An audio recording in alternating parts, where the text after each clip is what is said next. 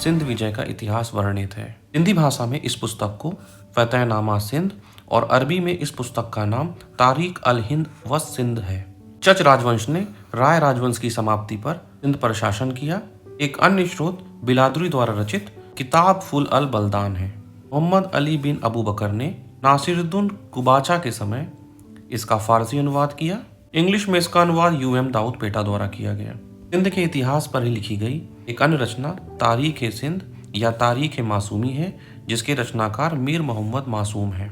इस पुस्तक में अरबों की विजय से मुगल बादशाह अकबर तक का वर्णन है, अर्थात ये पुस्तक अकबर के शासनकाल के आसपास लिखी गई थी।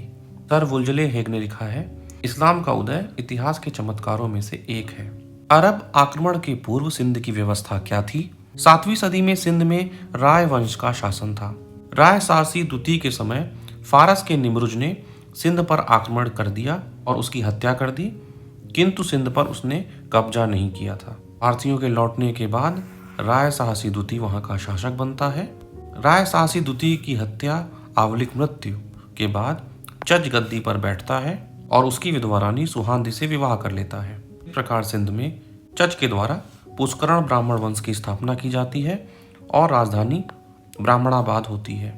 चच ने बलूचिस्तान के मकरान का कुछ भाग जीता था और कंदविल में अपनी सत्ता स्थापित की और अपने साम्राज्य को कश्मीर तक विस्तृत कर लिया था। चच की मृत्यु उपरांत उसका भाई चंदर शासक बनता है, जो बौद्ध मतावलंबी था। चच के शासन काल में सिंध के बौद्ध काफी असंतोष में थे।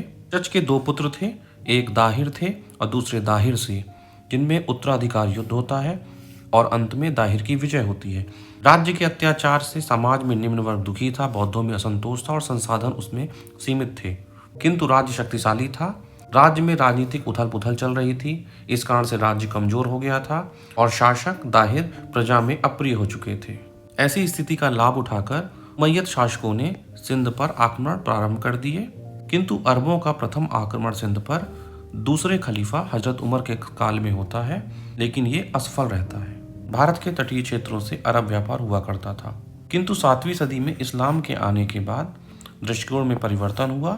अब वे व्यापार के साथ धन प्रचारक भी